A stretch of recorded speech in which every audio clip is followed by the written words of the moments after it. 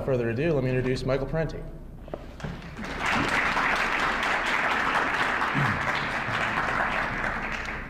Thank you. It's very nice to be here. What I was going to do is address myself to two basic myths. One, the myth that we have a free and independent press and media, and two, the myth that it's a liberal press. And then I'll also say something about entertainment media because it's part of it's an extension of it. After I wrote Inventing Reality, I realized when you look at television, there's the other 85% of television which has nothing to do with the press or the news media, and that's the entertainment field. So I wrote another book called Make Believe Media about the entertainment media, and I'll say something about that also. First, I'd like to point out that our free, quote, free and independent press is neither all that free, nor is it all that independent. For one thing, if you work in the News Corps, you find that there's a lot of government censorship. An enormous amount of government documents of information is classified. You can't get to it. So that means that in our democracy there are people that are doing all sorts of things that one can't really find out and and for which they can't hold them accountable. There's an innate dependence on government sources when you're in the media. The press corps, the Washington press corps, it depends. The government officialdom controls literally the lifeblood of that media, which is information, and they can let it flow or they can withhold it. And uncooperative reporters often get punished. They get false information, no story breaks, or they're frozen out of travel pools or things like that. Cooperative reporters are rewarded. They get insiders, scoops, special appointments. They often get government appointments also. In fact, what you find, rather than an adversarial thing of a free and independent press challenging the government, questioning government, what you find is a remarkable collusion between government and media. So what's what we've called the revolving door between government and media. You have people like Leslie Gelb, Ben Bradley, most of the top management leadership of the Copley newspaper chain, all having worked for the for the CIA. FBI also has their pet journalists and columnists. J. Edgar used to feed stories to favorite journalists, to plant stories and whatever else. But they worked for the CIA for a long time. The Church Committee discovered that over 500 journalists were also in the pay of the CIA. In some cases, they were reporters who were recruited by the CIA. In other cases, they were CIA people who posed as journalists in various operations and things. Diane Sawyer. Diane Sawyer is a very good case. She worked in the Nixon administration. When Nixon got kicked out of office in disgrace, resigned, she went off with him to San Clemente and stayed there for 2 years with Pat and Dick to help him write his autobiography. And then she came back out of government and then is in the media now and works for ABC and is a big, what do you call it, anchor woman, whatever you want to call a host of a show. Pat Buchanan. Pat Buchanan has been, his entire work life has been either working in the Nixon administration, Reagan administration, either working in government or working in news media as a journalist and columnist, government, media, journalist and columnist. In other words, in his whole life he hasn't had an honest job. I mean, that's really terrible, you know. So, the latest example is Pete Williams. I don't know if any of you saw Panama Deception, the documentary film that won the Academy Award, which, you know, I signed a petition because the film was suppressed in Panama. They wouldn't show it. But we shouldn't overlook the fact that the film has been suppressed in the United States. It wasn't exactly government that suppressed it, but you can't get it on the networks. It's shown in 1 or 2 PBS, local PBS stations. I have a vested interest because I'm in the film. Who knew I was going to be in an Academy Award film? So you're looking at a star here. Also in the film is one Pete Williams, who was the Pentagon spokesperson. And would come on, we'd have cuts of him, he'd come on and he'd say, I have heard of no such thing of Panamanian civilians getting killed like that. And then we'd cut to a shot of all these bodies lying there and things blowing up and this and that. And back to Pete Williams. I have heard, no, that hasn't happened all that. So here was this Pentagon flack, you know, worked for the government, and now he is NBC national reporter. So how free and independent are these guys with this revolving door? And then sometimes, in the case of Leslie Gelb, he went from the government to the New York Times, back into the government, and back to the Times. I mean, now if this happens in a totalitarian country, you say, look at that. If you said, you know, in Soviet Russia, you had people working for Pravda who then were in the KGB and then worked for Pravda again, or then went into some other ministry, you say, wow, you can see they don't have a free and independent press. They're all just kind of in bed together there. Well, we got the same kind of thing here, I'm sorry to say. But most of the censorship isn't even government censorship. Most of the censorship that goes on in the media is actually done by the media themselves, by the publishers, the editors, and the like. That's another control. In fact, the media often is quite happy and accepts government censorship. During the Gulf War, when the Army and when the U.S. military put the clamps down on all press, nobody could go out and look for themselves and whatever else, Tom Brokaw said, well, they were burned, the military was burned in Vietnam, and now they're being cautious, and you can't blame them. I thought that was kind of a remarkable statement to make for a pressman, to say, I don't mind the government censorship.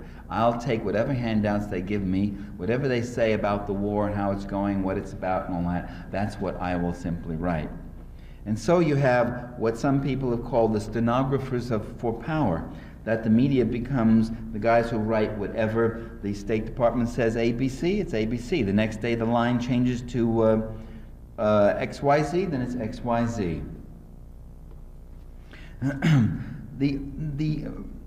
What I'm saying then is that the major form of news control can be found in the structure of the news organizations themselves. The major media, and by the major media I mean the New York Times, the Washington Post, and by the way, they have national syndicates. I did an op editorial for the New York Times once, and a friend in Denver, Colorado, I've had two op editorials in the New York Times. The first one I had to fight for about a month against the superior editor who tried to censor the other editor, to finally get the thing in. I had to rewrite it 3 times, and it finally came out on a Saturday paper. But then a friend of mine in Denver, Colorado said, hey, I saw your op editorial in Denver Post, and you realize that the New York Times has a whole syndicated, and you don't get, by the way, you don't get any reprint permission fees for it, your writers, that you have to sign away that. LA Times, the same thing, you sign it away. So they can use it and reprint it all sorts of places and resell it dozens of times, and the writer doesn't get a penny for it. So the LA Times, Washington Post has a national syndicate. The New York Times has a national syndicate.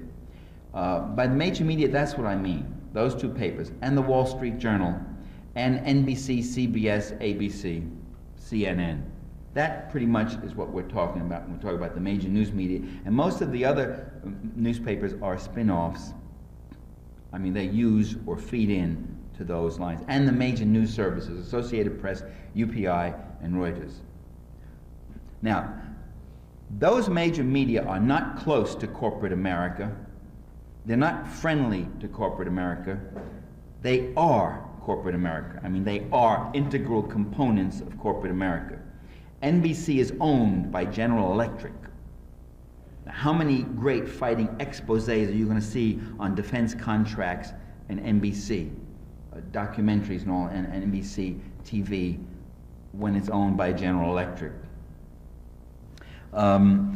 All these media are owned by multi-billionaires. The Grahams, the Hearst family, Newhouser, Knight Ridder, Gannett. In the newspaper business, you have newspapers, and not only, the big chains are not only buying up small independents, they're buying up other chains. And so the degree and level of concentration is getting greater and greater. something like 95, it changes every year. It was 91, 94, it's 95, it's probably 97 by now. Of all cities don't have competing newspapers. So you get one information. When you do have more than one newspaper, they almost all run from mildly centrist to mildly conservative, or maybe outright right-winger. And those owners do not hesitate. The major media and the major networks are run by boards of trustees. The boards of directors, they're called. Boards of trustees are universities. Same guys. They literally are often the same guys. They are manned by the people who inhabit these boards of directors are overwhelmingly drawn from the major corporations and banks in America. If you look at CBS's board of directors, you have representatives from Ford Motor Company, from Chase Manhattan Bank, from ITT, and various other. So the influence of these major corporations in the economy, the multi-billion-dollar businesses, extends also to the influence they exercise directly in the media. DuPont owns the chains of newspapers. Copley, Sulzberger, Punch Sulzberger, the New York Times. Old man Sulzberger has a computer. He's retired now. His son is even more conservative than he is. Has a computer on his desk and would call up every day the editorials that are going in the next day. This idea that you talk to editors, they won't give you this. Are you telling me I have you know that I'm completely independent? Well, you work for Sulzberger, you'll find out something different. He can call up the editorials every morning, every afternoon for the next morning, and he will change. If anything he doesn't like, boom, he beeps in. And he'll even look at the front page. And if he doesn't like a story, he'll say, kill it, or put it back, cut it, this, that, the other thing, spike it. And that goes on all the time. Top-down control of information and news. Now, reporters, Rupert Murdoch, by the way, was interviewed. I saw an interview of him in Vanity Fair. It was very interesting because they said to him, you know, he's buying up news media, TV stations, radio stations, and they say to him, well, you're known as a right-wing conservative. Do you have your opinions? Do you allow your opinions then do you exercise an opinion influence over your publications? And I thought the guy was going to say, no, I respect the autonomy and professionalism of my editors and journalists and all that. He said, of course I do. He said, I'm not a right-wing conservative, I'm a radical conservative, which means even more conservative than that. He said, and you bet. He says, the buck stops with me, yes. Do you leave your conservative influence on your publications? And he says, yes, indeed. Reporters and editors who don't comply with that eventually run into problems. Reporters worry about getting their copy cut. They get passed over for promotion. They get reassigned to, some Siberia desk or something, and they get off the juicy stories, or they don't get them, whatever else. And they have these problems. Oddly enough, if you talk to most of the reporters I know who have given me stories about censorship, about top-down control and all, are ex-reporters. They're often people, I began noticing, well, I used to work for Associated Press, or well, I used to work for CBS, well, I used to. The ones who are still in there absolutely vehemently deny that there's any such thing like this. They get very indignant. They say, are you telling me that I'm not my own man? I'll have you know that in 17 years with this paper, I always say what I like. And I say to them, you say what you like because they like what you say.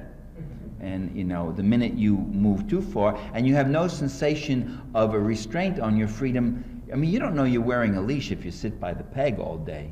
It's only if you then begin to wander to a prohibited parameter that you feel the tug, you see. So you're free because your ideological perspective is coterminous with, congruent with that of your boss. So you have no sensation of being at odds with your boss, you see. Others will tell you, though, yeah, you can be censored. Others will say you have to have very finely attuned antenna to just how far you can go or not go, and otherwise you'll run into trouble. And we're talking here, of really very subtle process of socialization. the boss doesn't necessarily come down and say, you write what I like, and if you don't do that. Although I have examples in Inventing Reality, second edition, of a few choice cases like that, where the owner says, you will not say anything negative about any Republican candidate. That will not be allowed in the press during the entire campaign. That you will not say anything positive about any Democratic candidate. I mean, sometimes you get that, but generally that isn't the way it works. What will happen is somebody will mosey over to you at the water cooler and say, you know, don't get over involved in your story here, or you don't run off becoming a cause person, or you got to be objective. And objectivity means taking the world as officialdom says it is. Objectivity means not bringing up troublesome information that might cause discomfort to people of power and position, especially economic power, especially big corporate advertisers who pay our bills and the like. Nicholas Johnson, former commissioner of the Federal Communications Commission, said there are 4 stages that journalists go through. In the early stage, you're a young crusader and you write a expose story about the powers they be, and you bring it to your editor, and the editor says, no, kill it, we can't touch that, too hot. Stage 2, you get an idea for the story, but you don't write it, and you check with the editor first, and he says, no, it won't fly. No, I don't think the old man won't like it. Don't do that. He has a lot of friends in there, and that might get messy. Stage 3, you get the idea for the story, and you yourself dismiss it as silly. Stage 4, you no longer get the idea for that kind of an expose story. And I would add, at stage 5, you then appear on panels with media critics like me, and you get very angry and indignant when we say that there are biases in the media, and you're not as free and independent as you think. And those biases, as I'm saying, are not liberal biases. They actually move in a conservative direction. Another control besides these rich conservative owners, overwhelmingly all of whom are conservative Republicans, is the advertisers. Advertising, they say journalists are people who write on the back of advertisements. And look at if you think that's such a joke, look at your newspaper next time and just do a rough content analysis. You're turning the pages. How much of it is actual copy and how much of it is advertising? How much of it is news copy and how much of it is advertising copy? Sulzberger, Norman Bauman did a study, and he quoted Sulzberger as saying, for years the New York Times could not write a story that was critical of the automotive industry, that it was unsafe and this and that. A young lawyer, about almost 30 years ago now, a young lawyer in Washington did an expose, investigation of automobiles. He wrote up a whole expose about how unsafe they were, how dangerous they were, everything from dashboards to visibility. He couldn't get that story published in a single major media. His name was Ralph Nader. Nobody had ever heard of him, but the story was interesting. He had to publish it in a little obscure magazine called Fact Magazine. Then it got picked up here, got picked up. He finally wrote a book called Unsafe at Any Speed, which became a bestseller. So then Congress couldn't ignore it, and they had hearings and all that sort of thing. But he couldn't get it in. And one of the people, Sulzberger was a typical example. He had a rule, nothing in the New York Times that's critical of the automotive industry ever. Why? He was very clear. They are our biggest account. Ford, GM, and Chrysler were our biggest account in those days. This was before Toyota and Japanese took over much of it. Todd Gitlin interviewed network bosses, NBC, CBS, and he talks to, when he records an interview he has in one of his books, and he asked the guy, do advertisers influence the content of your TV shows, programs? You know, and again I thought the guy was going to give the usual blather. Well, it's a pressure we could feel now and then, but we have our professional standards and we keep our autonomy and all that. I thought that's what he was going to say. He said, you betcha, absolutely. Hey, yes, all the time. Are you kidding? Of course, they pay the bills. Yes, sir, we always check with them on things. And I'll give you some examples later on when I talk about the entertainment industry. So when people talk about a free market of ideas in our democracy, please remember that it's not a free, that conjures up an image of a lot of little stalls at a bazaar. You know, when you walk along and you can choose something from this one, choose from that, or choose from the other. it's more like the free market of commodities in America, which is a market that's highly controlled by a small number of giant producers, with other things left really at the margin, and that's pretty much it. If you've got the billions of bucks, you can break major audiences. If you don't have it, you can't. You will find if you do anything, whether you write something or you put a film together or whatever else, in a capitalist system, they'll sell you the typewriter, they'll sell you the computer, they'll sell you the video camera, they'll do all that, and you can make whatever you want. The trick then is getting distribution, and that becomes the hard thing, and you'll find that the channels of distribution are controlled by very big people, and they will decide. The trick also sometimes is in doing the story, raising the funds to be able to make whatever the documentary or the movie you might want to do. But in that sense, it's not a free market. Those who expend vast amounts of capital will be able to reach mass audiences, those who have access to vast amounts of capital. And that becomes a form of censorship, market control. In addition, I would say the political culture itself, the dominant political culture, is not a neutral entity. It is something that is developed by schools, by universities, by government, by the social sciences, and by the media. And the media finds confirmation for the images it propagates in the images that it's already propagated. And so what you've got really is this background, this accumulated reservoir of images, which, by the way, I think much of what we call culture is that, the impacted, accumulated reservoir of images that are produced not by neutral institutions, but by very powerful and interested institutions.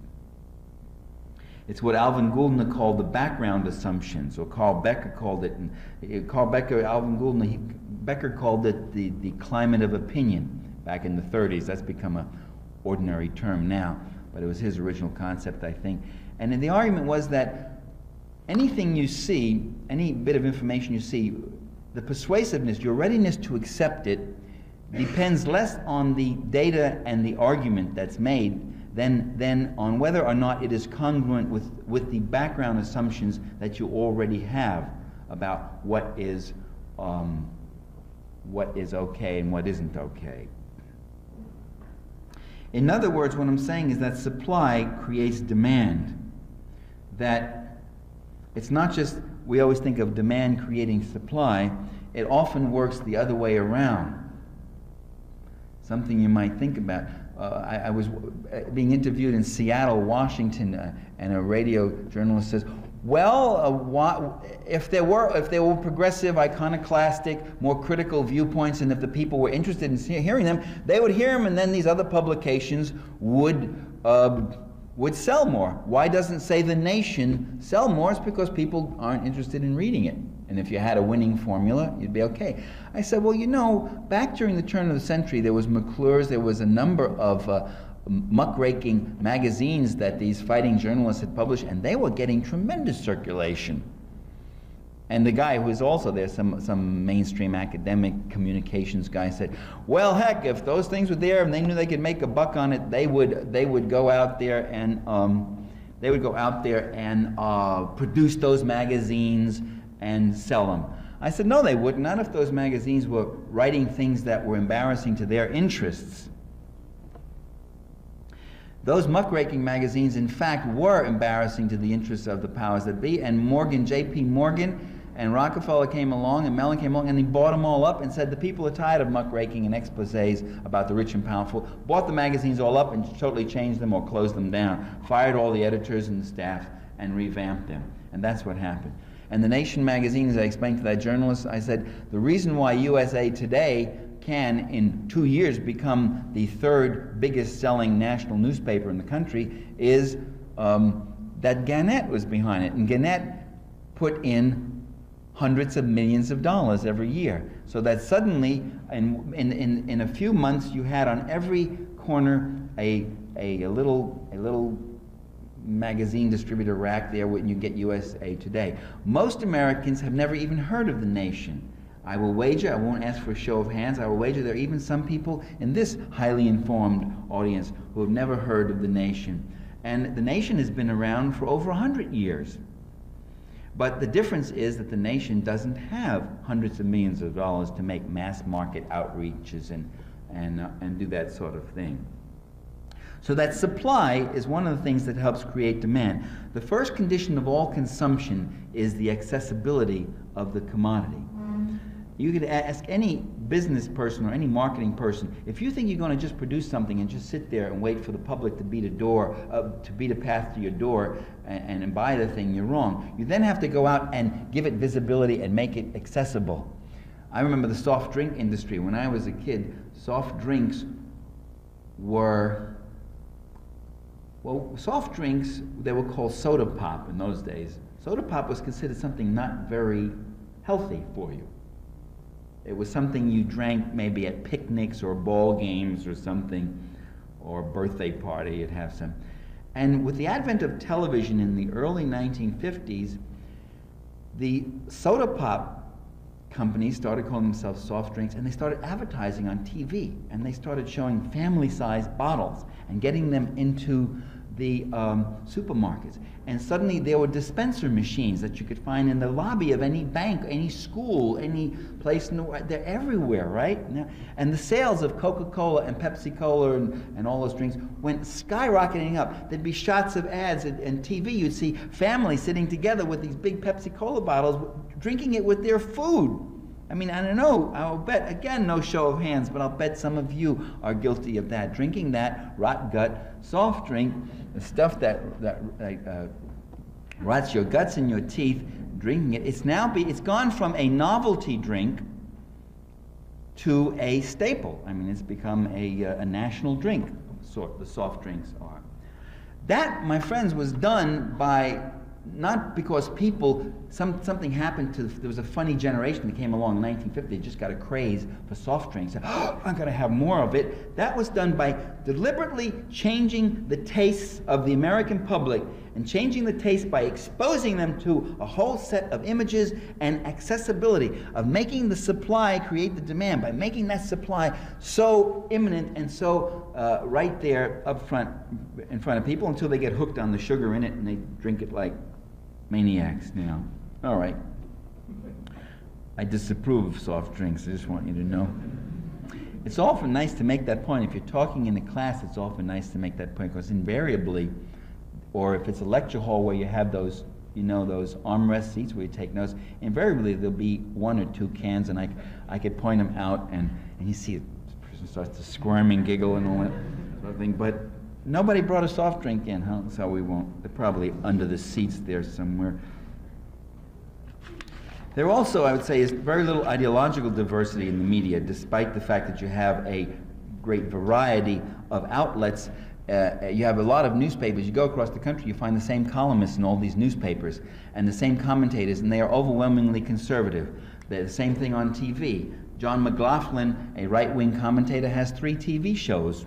One in the networks and one in PBS, or 2 in the networks, 1 in PBS. William Buckley, Pat Buchanan, George Will, Evans and Novak, with a sprinkling on the left being people like Michael Kinsley. That's about as far left as you go. Kinsley once turned to Buchanan and said, a moment of great truth, I thought. He said, "I'm not as far left as you are far right." And I said, yay, yay, that's for sure. That there's the political spectrum is pretty much amputated at around center. It's really center versus right. And witness the fact, for instance, that almost all the debate on major policies are debates of the center versus the right. The health plan today, the whole health plan debate is between those who want Clinton's managed competition and those who don't want anything very much at all, on the Republican right.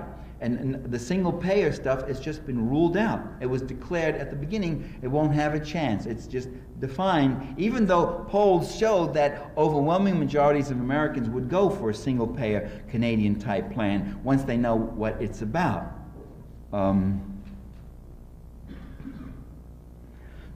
And often there is an appearance of diversity. You may get 2 people debating a subject. McNeil Lair, they'll say, here we have 2, you know, Elliott Abrams versus Sam Nunn on defense. Sam Nunn, who says we've got to keep a strong military and keep the spending at this level. Elliott Abrams, who says we've got to spend yet even more. And some of us sit there and say, what about the guy who says we should have drastic cuts with major conversion plans to convert this to civilian economy, where so many things need to be done, where so many things need to be built, a rational mass transit system, and this and that, reallocation of tens of billions of dollars. You don't hear that. That guy is cut off. Nightline once had Richard Burke and Richard Pearl on, one of them supporting the Reagan hardline anti-communist policy, another one saying it wasn't hardline enough and was getting soft toward the Russians. McNeil Lehrer now does have one, quote, progressive commentator on, Erwin Knoll, after much agitation and pressure, but whenever he's on with 5 other people, and he only gets about a half a minute, and he's not very good anyway. I know from my own experiences, I've been on CNBC, cable NBC, I've been on Crossfire twice. It's horrible, horrible. You sit there and you got one right-winger here. It was Robert Novak and Reed Irvine of AIM here, and they're screaming at you, both of them shouting, and you can't finish a sentence. I remember turning to Novak, I said, is this a screaming match, or are you going to let me finish a sentence? He said, we'll let you finish a sentence, but first we have to break for a commercial. And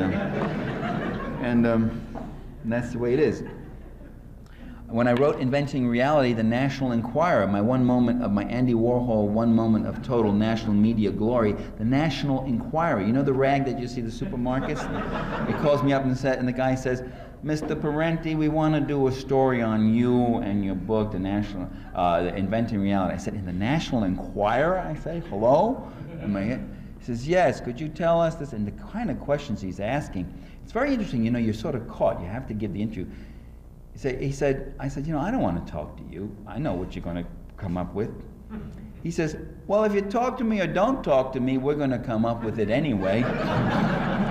And he says, and so you might as well be able to try to get your 2 cents in, So, they got you hooked. So you say, no, that's not what's happening. That isn't what I said. This is what I said. No. Well, it finally came out in the National Enquirer, and it was a whole half a page. The bottom half was ads, and here was this whole half a page, and it said, professors teach hatred of America. My jaw dropped, and there were 2 pictures there. A picture of me and a picture of Karl Marx, both of us next to each other. And then there was a graphic on the other side of the picture. The graphic consisted of an outline map of the United States, just an outline, and across the middle of it was a sickle cutting through with drops of blood dripping like that. Subtle.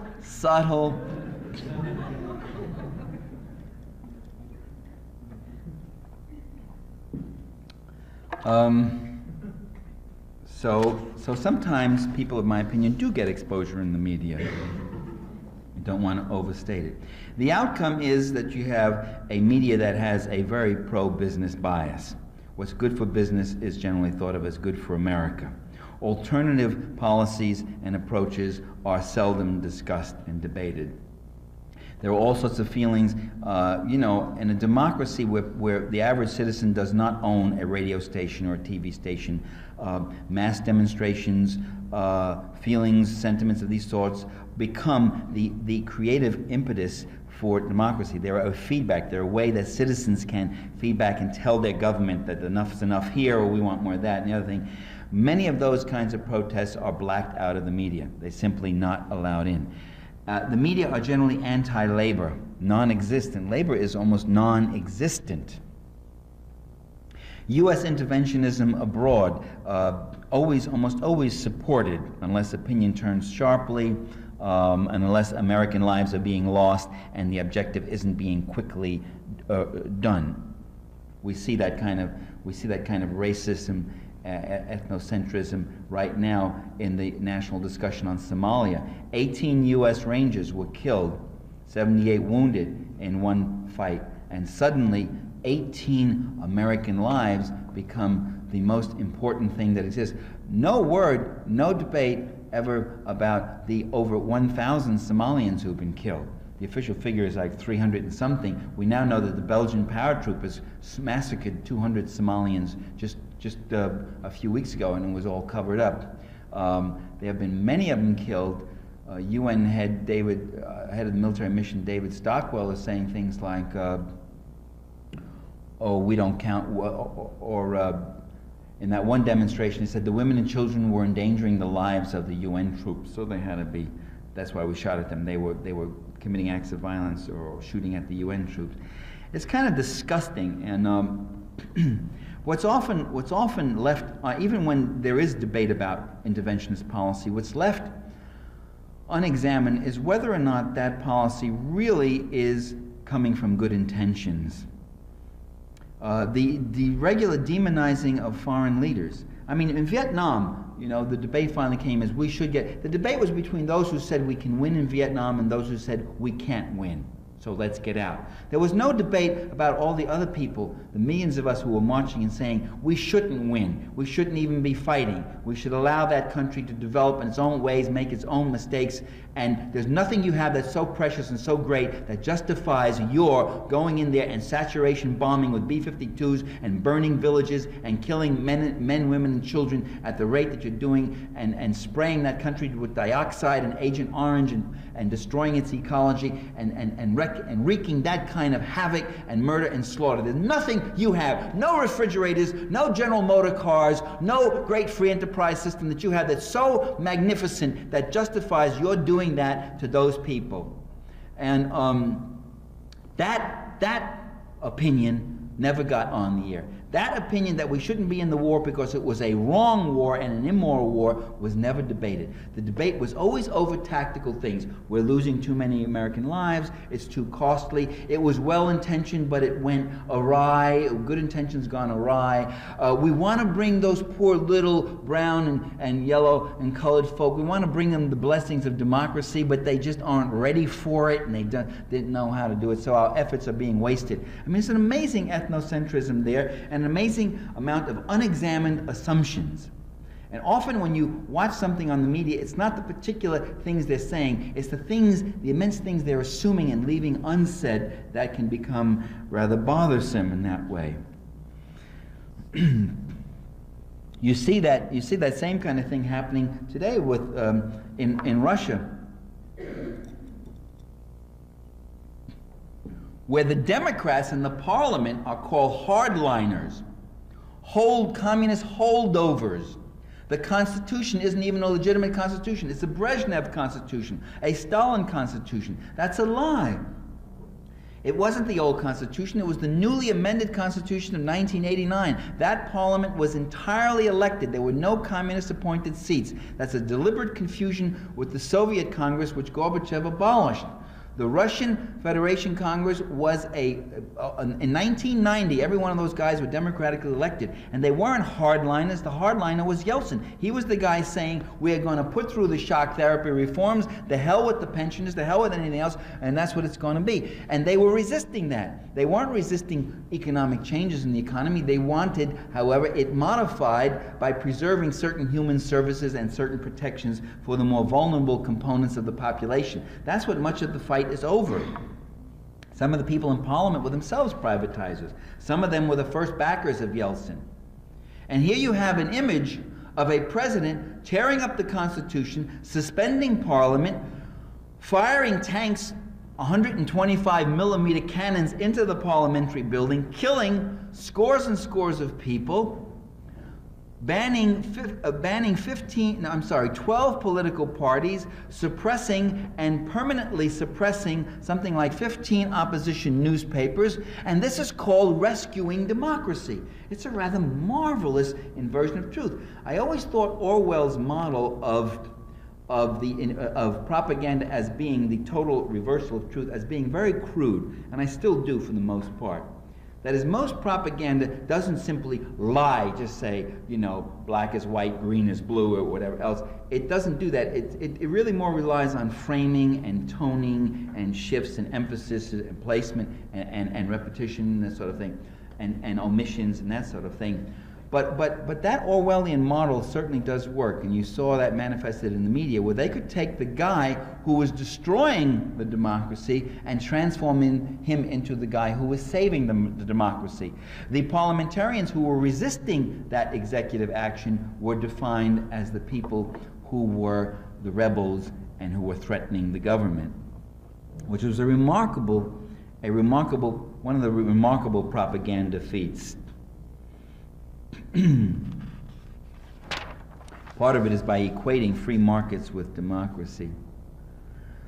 If you turn to the entertainment industry, you find the same kind of thing. In entertainment, it's a little different, though, that the politics are even more hidden. When you see somebody get up on a McNeil Lair or Nightline or something, and he starts giving his rap, well, we feel this and the government policy this and we intend it, at least you know that you're listening to an interested party, or you're listening to someone who is dealing with a political question. When you watch political values insinuated in entertainment, it's often hard to even detect them. I mean, you don't realize what's going on. The entertainment industry generally argues with Samuel Goldwyn, namely that we don't have political messages. We're in the business of entertaining people and not propagandizing them. Samuel Goldwyn, the Hollywood producer, once said, if you have a message, go to Western Union. What he was telling writers and filmmakers, if you want to make a film like Grapes of Wrath, Salt of the Earth, these great dramas that say something about the struggles of the poor and all that, said, you got some message like that, go to Western Union, don't do it in the films. But if you watch Samuel Goldwyn's films, there's a message, there's a political message in there. You watch those films, you come away with an impression about the world and its values and all that.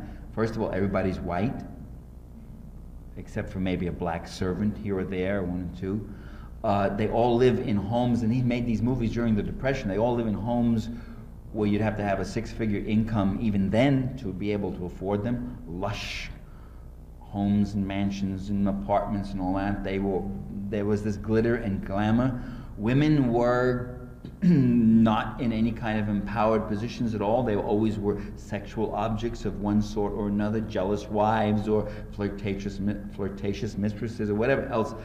Those were the Sam Goldwyn movies, or they were these inane ladies who came down on heels and great ostrich feathers on their hairs coming down the Great White Way. That, I maintain, is a political thing. Working people were never portrayed in any serious way. They were just usually minor characters not of much interest.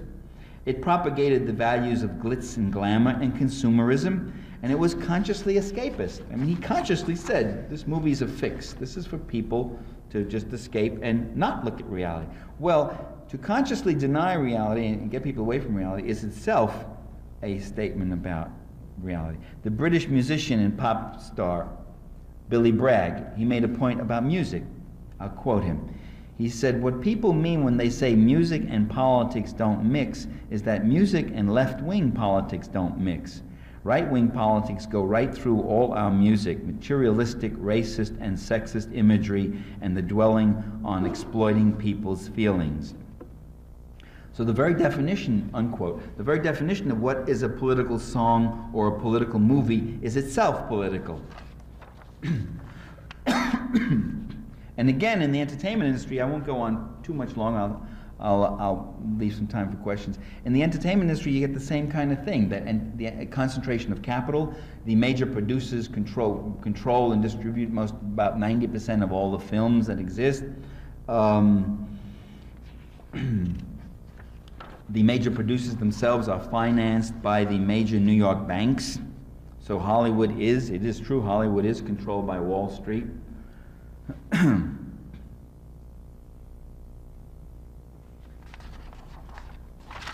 The people who put on television, the big corporate advertisers often set the limits on what can or cannot be produced.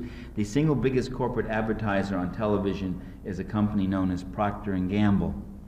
And they have an editorial policy which reads in part, I'll quote, "There will be no material that may give offense either directly or by inference to any commercial organization of any sort." That means any business. "There will be no material on any of our programs which could in any way further the concept of business as cold, ruthless, and lacking all sentimental or spiritual motivation." Because business is mostly motivated by spiritual and sentimental things, as you know. "Members of the armed forces must not be cast as villains. If there is any attack on American customs," and they mean the dominant customs of the business culture, it must be rebutted completely on the same show. Eastman Kovac notes, quote, a spokesman, that television shows are many television shows are pre-screened by the advertisers. And Eastman Kovac says, quote, in programs we sponsor on a regular basis, we do preview all scripts before the airing of the program. If we find a script is offensive, we will withdraw our commercials from the program. And by the way, most of what they find offensive are not sexual things, but political things. What can get on now in the area of sex is really has been liberalized, you know, and other things. Language has been liberalized, and a lot of those things have loosened up amazingly. But there's still a lot of rigorous censorship, and most of it is directed toward political. Every network has what's called a production and standards department. Production and standards is a euphemism for censor. And the production and standards guy goes through these things and they look at what is wrong. And the New York Times, on one of the very rare occasions that it acknowledged that there's media censorship, see, occasionally the newspapers will acknowledge there are things that are wrong in the media if it's about television. They'll do that. They like to talk about it. Television isn't that great. So on one story, November 27, 88, they noted that, that while network production and standards censors, I'm using these words, I'll get to the quote. They've reduced their policing, here it is, reduced their policing of sexual and other cultural taboos, but network censors continue to be vigilant when it comes to overseeing the political content of television films.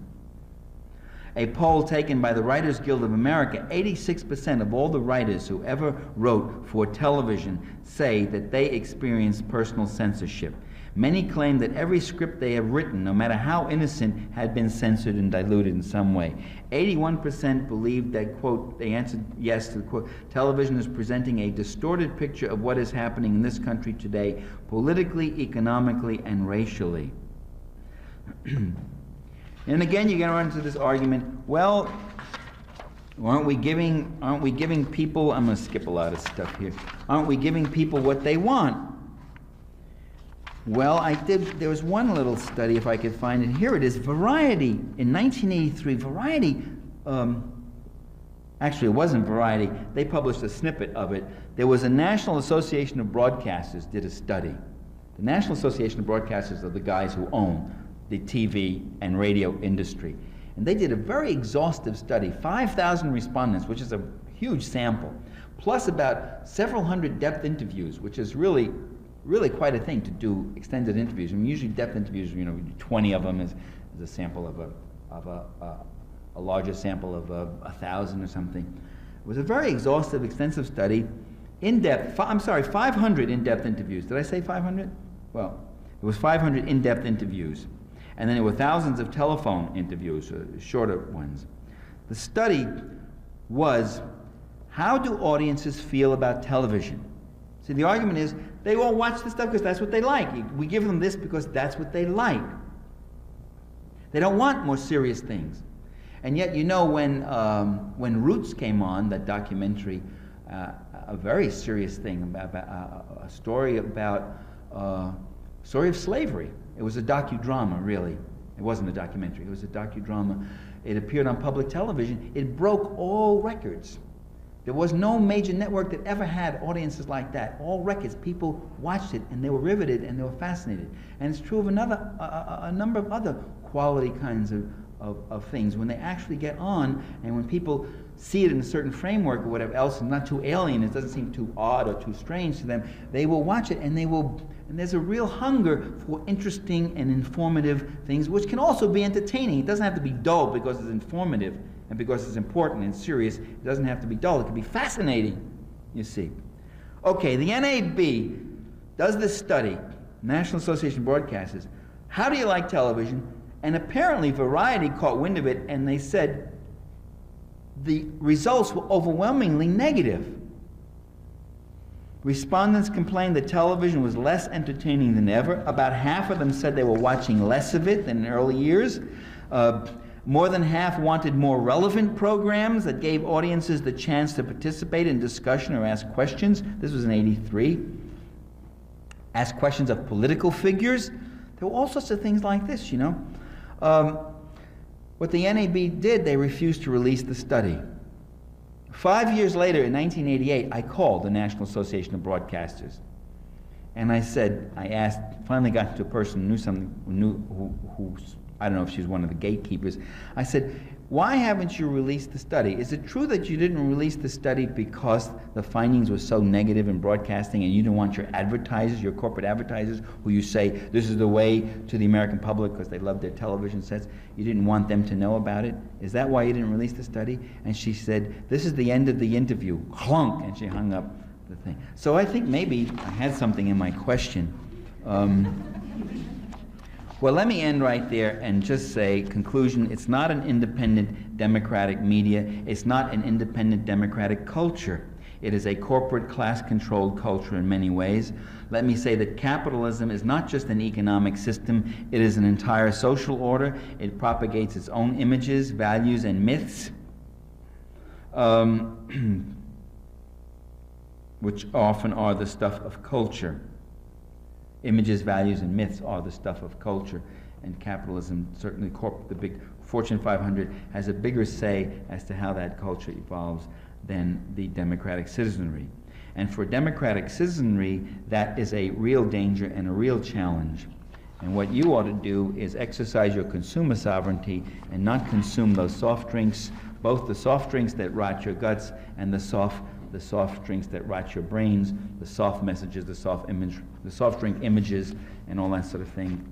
And what we also have to do is talk back to our television sets and our radio and support alternative media, both alternative news media and alternative entertainment forms. I'll end right there. Thank you very much.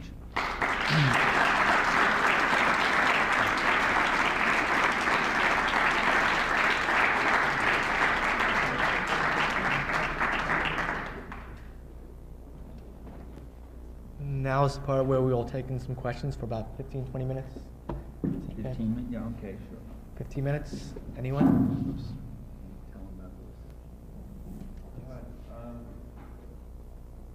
While you were speaking, I was thinking about this idea of the liberal media, and like if you go out west, you see these bumper stickers that say, I don't believe in the liberal media, as if this is an idea that most people don't realize how liberal the media is. Where does this idea come from, this liberal media idea? Well, 80% of your commentators are conservative. Almost always they faithfully follow the official line, the Bush, Reagan, or Clinton line, whatever it might be. So the question is, why do they think it's a liberal media? I think because the world, the reality of the world, is so at variance with what the right-wingers think it is, that some information does get on the air. For the media to have for the media to perform its class control function, for the media to be one of these stabilizing control functions against progressive change and against those who might want a fairer distribution of position, power, and how wealth is used in this country, for them to faithfully control it, they have to have credibility. To have credibility, they have to sometimes deal with real issues. You see. So sometimes they do have to report things that there's a environmental problem, there's a toxic waste dump here. People also have what the great Italian communist Antonio Gramsci called dual consciousness. That is, the larger issues, what they're thinking about, and the same thing Engels said to Marx. You want to know what the average British worker is thinking about the big issues of empire? The same thing his boss is thinking, because that's all he hears. But they also have, Gramsci said, they also have another level of consciousness, which is things in their immediate environment and their experience. So they get to things like, why are my taxes so high? What the hell am I getting for all these taxes I'm paying? Why must my kid register for the draft? Why are they sending him off to Iraq, Panama, Somalia, Lebanon, wherever else? Why is there this toxic waste dump here? Why did they take these beautiful woods in Montana, these beautiful forests, and turn them into a wasteland? How do they get away with that? What is that? So people do have questions, people do have experiences, and there's a lot of that out there. And the media has to be cognizant of that to some degree. When the Exxon Valdez, for instance, caused that disaster and destroyed that pristine, beautiful, that God created this beautiful coastline in Alaska, killing millions of fish and birds and otters and all these creatures and destroying the whole industry there, they had to report it, you see. When they report that, Exxon doesn't look good. When Exxon doesn't look good, then the right-wingers say, there's the liberal media baiting and beating on the poor little corporations again. But when they reported it, who did they interview? They interviewed officials from Exxon. They interviewed government Alaska officials and a few townspeople for a little local color, you know. Oh, it's terrible. Oh, it's a terrible man. Oh, it's really bad. I know what's going to happen. They never interviewed the environmental people, the environmental organizational people who have been criticizing these tankers for years, that they take undue risks, that they come in too close to the coast, that they overload, that they do all these things. They never get the people who really have a criticism of why that happened. That thing wasn't just a natural thing that just sort of happened. But there's a whole system of interest and power behind getting as much of this oil as cheaply as possible from here to there.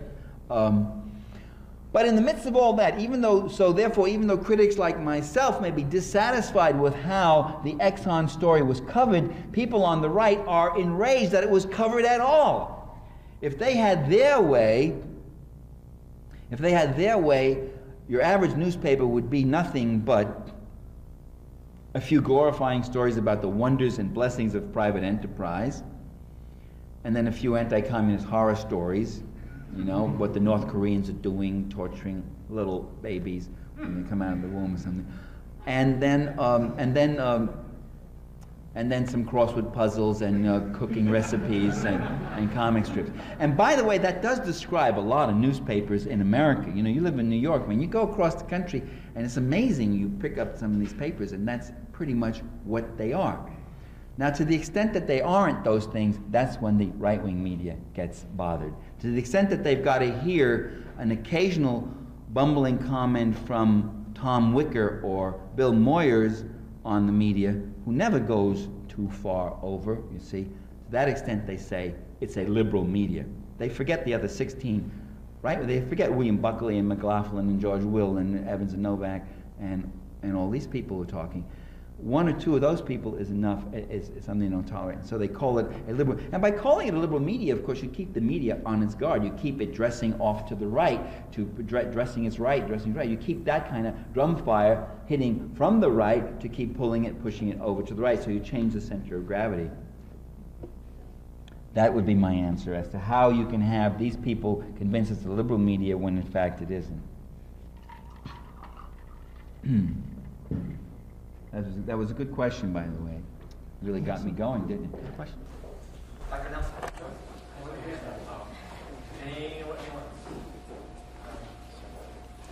Dr. Parenti, with the death of I.F. Stone, and I don't know if George Salidas is still alive in Vermont, but guys like... Yes, I'm sorry. George Salidas is still alive. Anyway, are there any journalists out there who do their job diligently, that you know? Well, I.F. Stone and George Seldes did do their job diligently, and they never wrote for the major media. I.F. Stone in all his life was never even invited to the National Press Club. Do you know that? Never even, he was red-baited out of the press club, and he wasn't even a communist. You know when he got invited to speak at the press club? When he was 82 years old, about 4 months before he died. He finally came in after he'd written a bestseller called The Trial of Socrates. Great book, by the way. He decided to become an ancient Greek scholar and less of the stuff. So I would say they aren't even the exceptions to the rule. They themselves were prove that if you do that kind of really investigative journalism, that you attack the powers that be, you're left to write your little own independent newsletter, which might have a circulation of 20 or 30,000, but you can't reach the millions. You're not allowed. Your columns aren't syndicated. There are people who try now doing that. Jeff Cohn and my buddy Norm Solomon, they're both writing a column together, but they get adopted in about 20 newspapers, you know, and occasionally one drops them, and then another adopts them, and then another drops them because they get a little too hard-hitting. And there are a few other people like that who are trying. Jim Hightower, the Texas populist, has a radio show which is, I guess maybe gets about 20 outlets. But you see, you can't, Jim Hightower is vastly more intelligent than Rush Limbaugh, and vastly, and really funny and witty, but Rush Limbaugh has 600 radio stations that adopt him. Because who owns the radio stations? They're not going to take a Jim Hightower, and Hightower isn't a great, I mean, his politics aren't mine. He's kind of a liberal populist, but he's got a lot of, and he's got lots of little jokes, you know, nothing in the middle of the road except a dead armadillo with a yellow stripe down its back, and he kind of talks that folksy humor, which, and with a lot of political information, and he occupied a statewide office in Texas, a very important office in Texas for a while. So I mean, he's a public figure. He's known. I remember being on a panel with Reed Irvine of the American AIM. What is it called? Accuracy in the Media. It's a right-wing watchdog group, and Irvine is going on about how the media are a liberal conspiracy. And I said, Irvine, wait a minute. I said, wait a minute, Reed. Let's take your opinions. Let's take mine. I've gotten 2 op-eds or 3 or 4 op-eds in the major media in 20 years, and they're usually subjects that are not the center part of what I want to say. You have your newspaper column in 90 newspapers. He said 100. His ego was actually feeding my argument. He couldn't resist. You know, he's actually, and you have 70 radio stations that carry your weekly radio show. He said 85 or something like that. You know, I said, I would like to be drummed out of the media the way you are. I would like to be neglected by the media. People of mine, it doesn't have to be me. I mean, actually, I don't know if I really want to turn out a column every week, but I'd like to see people of my persuasion drummed out of the media the way people of your persuasion are drummed out. That's right. Ralph Nader, who was a national figure, who did all those things and led that fight with automobiles, made a national name and all. Ralph Nader has a syndicated column. It goes into, again, like about 20, 25 small little newspapers, you know, one of those, sometimes it's those weekly handouts or things like that. So that's the answer. It's not to fault the journalists and say there are no crusaders among them.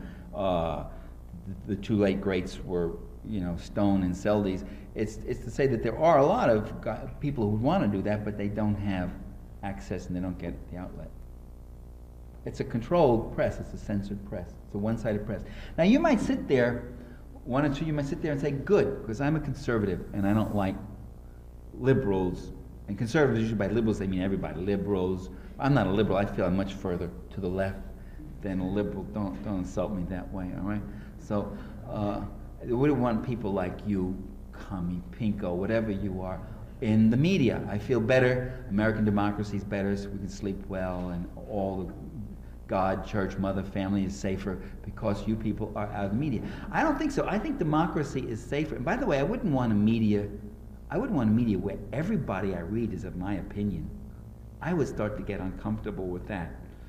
I think a democracy is much safer when you have the whole spectrum, you see, where you can really have a real variety, and where you can really have real critical journalism, and when you really can have a free and independent press that isn't mouthing and what the official line is, but is always questioning and challenging that from several points of view. To hear 2 sides of a story is not to hear all sides of a story. One last question, because my throat is going and pay isn't really that great. Anyways, is it? No, joke.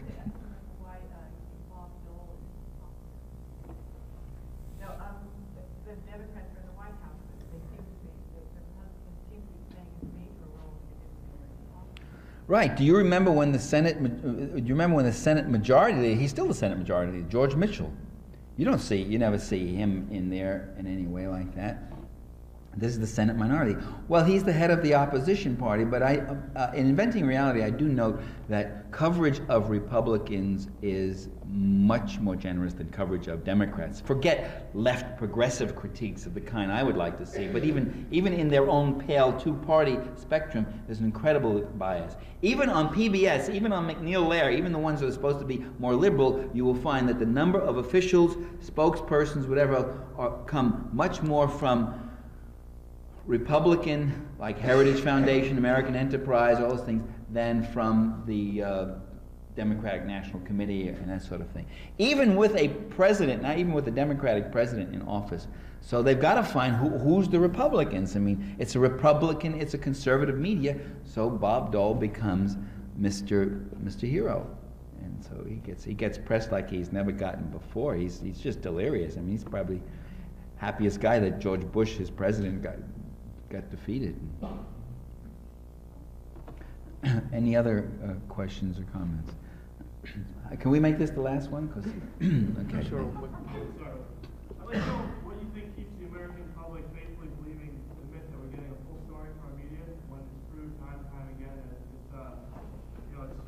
tainted by other organizations? Well, first of all, could I question your question? That is, there are a lot of people who are skeptical that they get the whole story from the media. You know, they often wonder about it.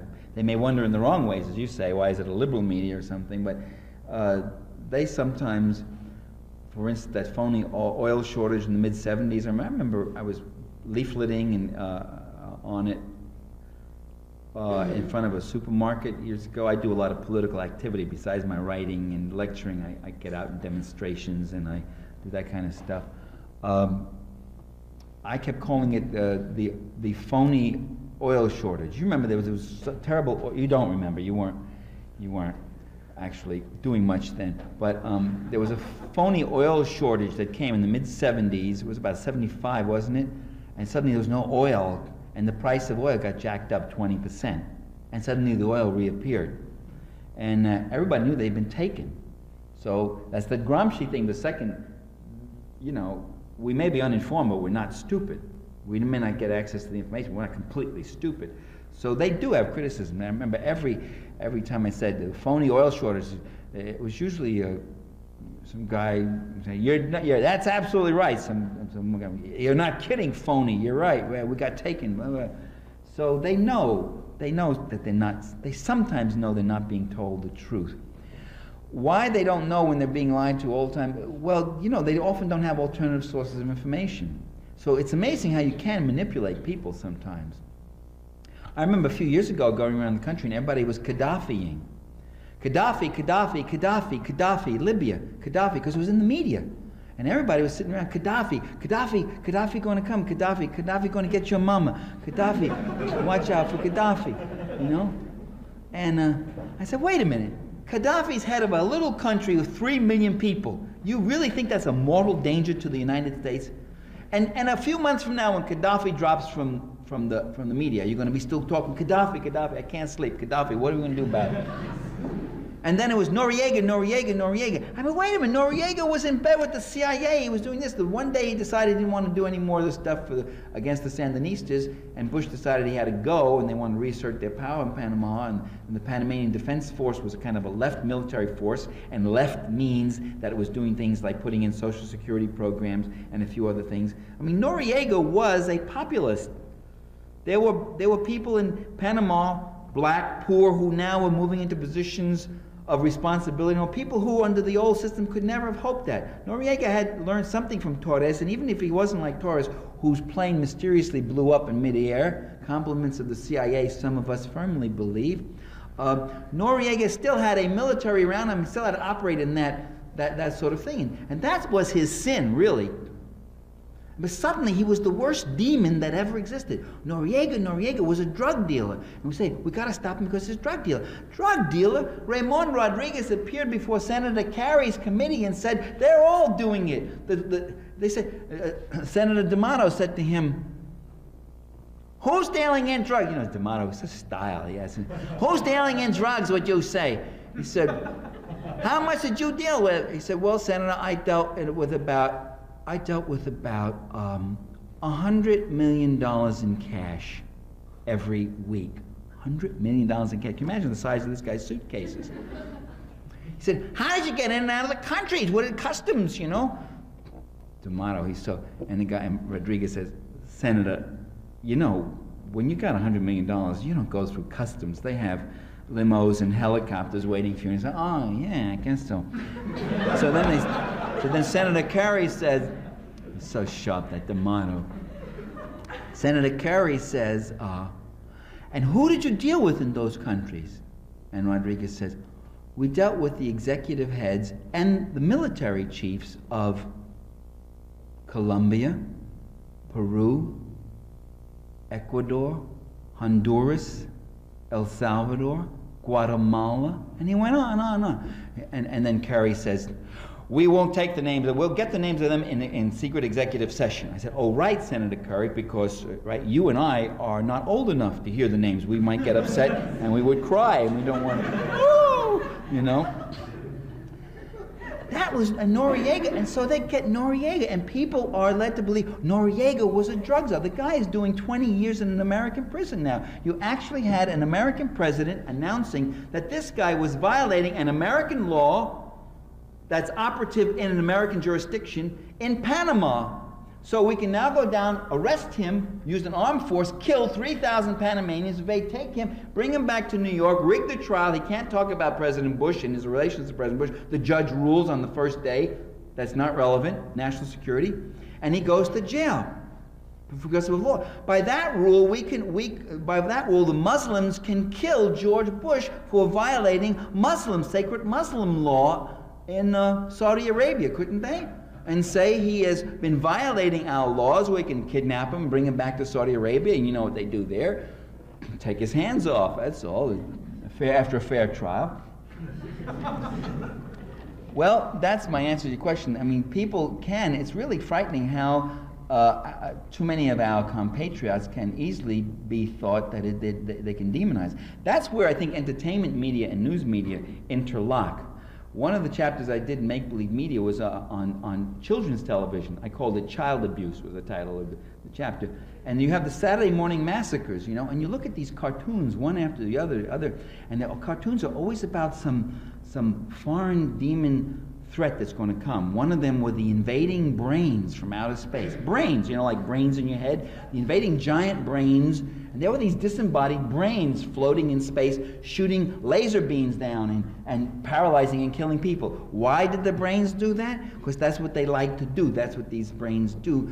And there's always this sinister menace, you know, of one kind or another from some outer space or some foreign guy with a funny accent and a darker complexion. These are cartoons that children are watching. Who talks like that? We're going to get these people. And then there are the heroes. There are the adventure superheroes who come, and the danger is stopped by the application of force and violence. This violent threat is stopped by a counter-violence, and it's hard to tell, you know, the good guy violence from the bad guy violence, and the whole thing is resolved, and everybody is safe. The people play no active role as active agents in their lives.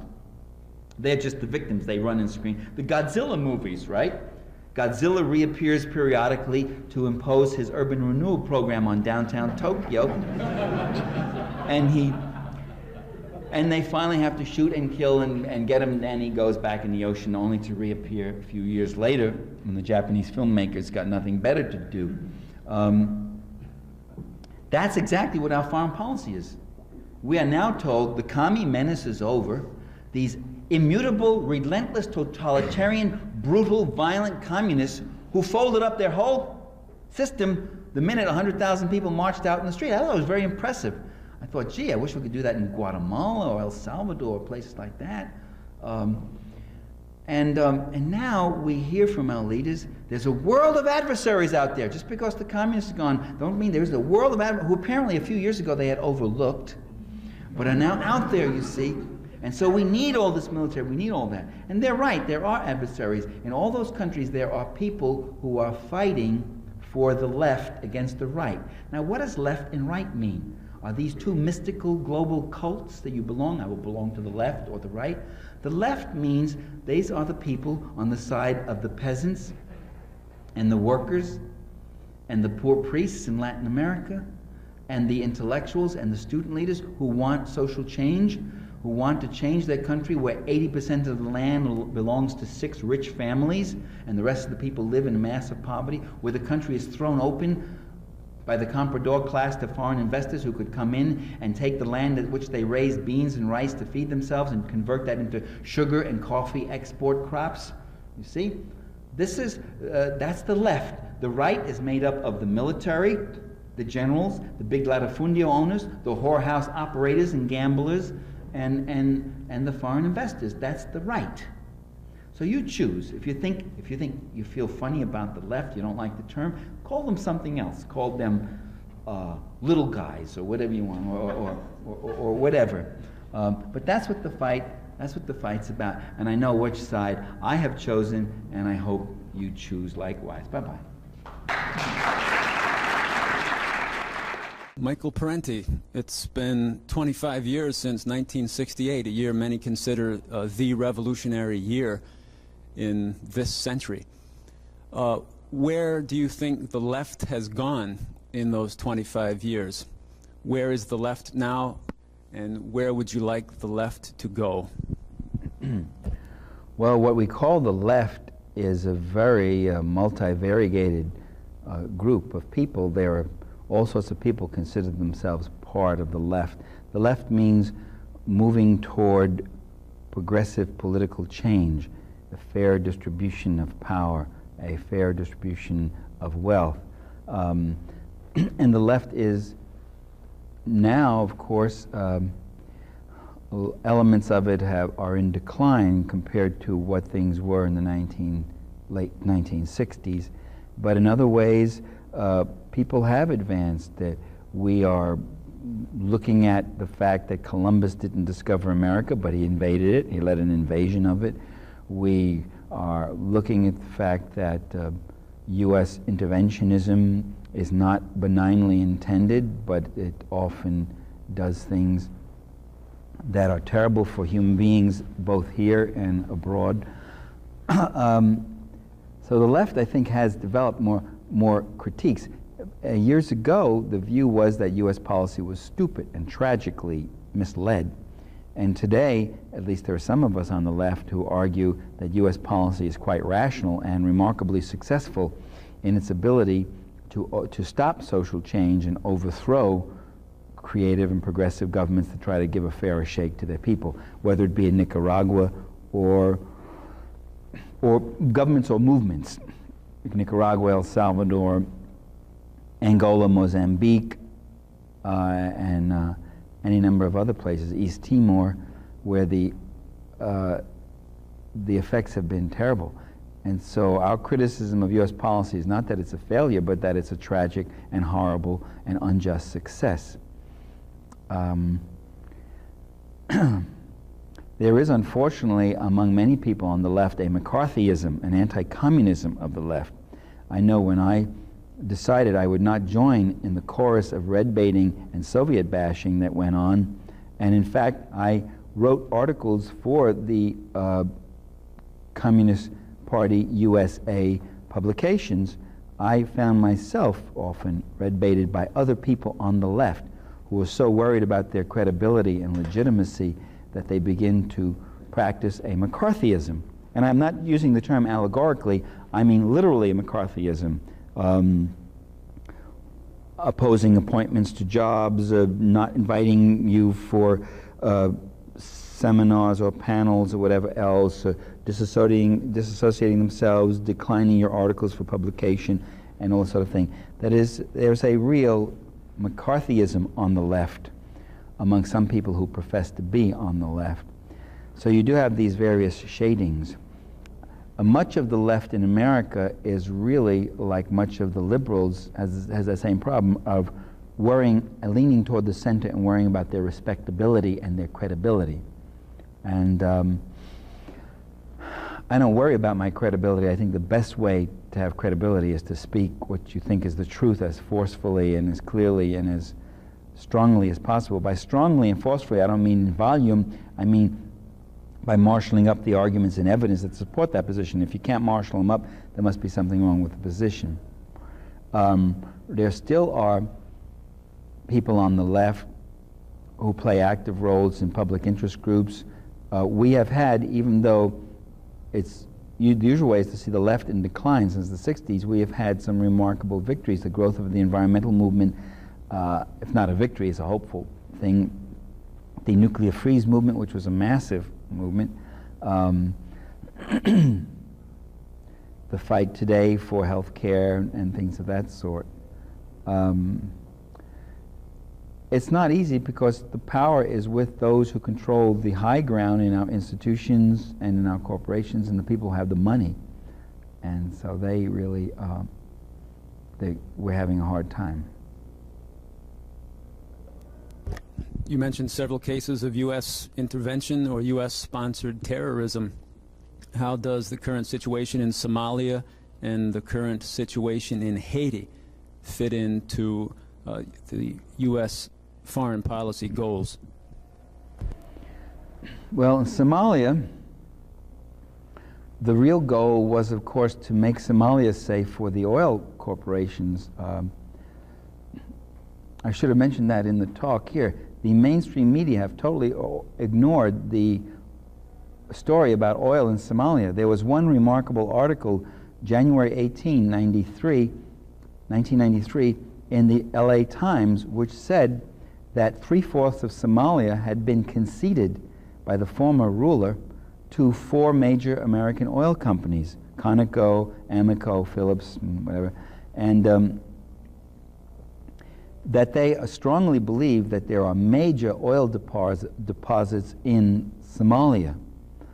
George Bush, when he was vice president in '86, went around in Yemen and other places saying that that whole region, the whole Cape, the Horn of Africa, was very rich in oil, and they thought Somalia had really a lot of it. This explains his strange behavior as President of the United States to suddenly send troops into Somalia out of the conviction that he wanted to feed the Somalians. Now, the Somalians have had a famine for 10 years. He never moved his troops once. These Somalians, there are about 12 nations in Africa that have had drought and famine for over a decade. He hasn't done a thing. He hasn't done a single thing for any of them. So why now is he suddenly so moved that he actually sent troops? And how do you feed people with troops, you know? Why do you need troops to feed them? Well, supposedly the warlords were stealing all the food for themselves or something. And in fact, the drought and the famine in Somalia was alleviating. They'd had a good crop that year. That's the other irony, not irony, but hypocrisy of it. Well, once the troops were sent, there wasn't a single U.S. official or corporate executive who ever once again mentioned oil. The word was dropped. Didn't tell anybody. And that explains why Clinton is so reluctant to leave. It's not that he might look bad, or that's why he went in the first place, and that's why he's keeping the troops. He's continuing with Bush. There's oil there, man, and when there's oil, then U.S. policy becomes an instrument of the oil corporations.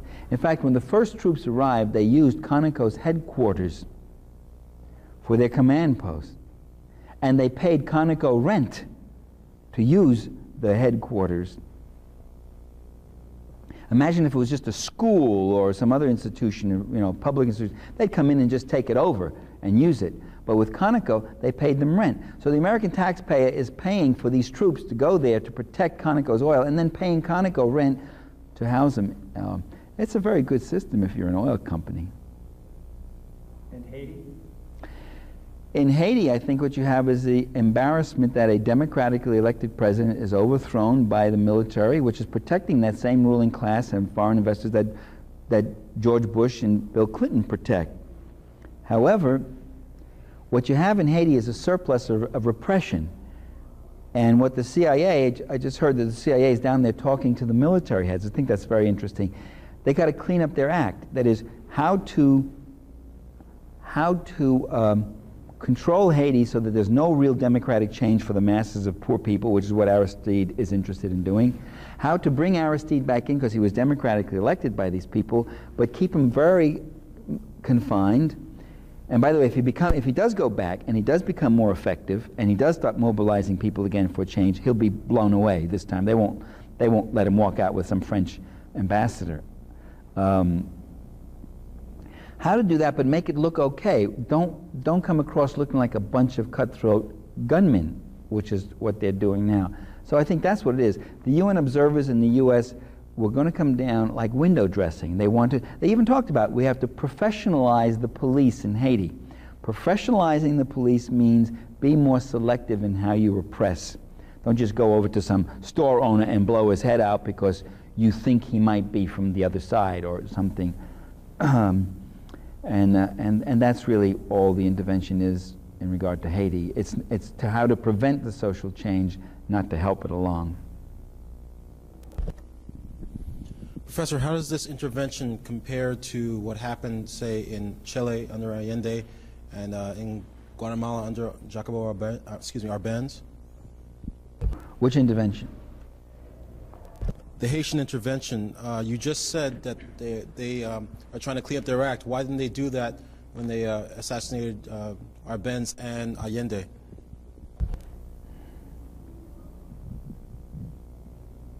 I think with Allende, too much was at stake. I mean, Allende was head of what was called a popular unity government, which was a broad base of a variety of political parties, all of which were doing things like helping the poor.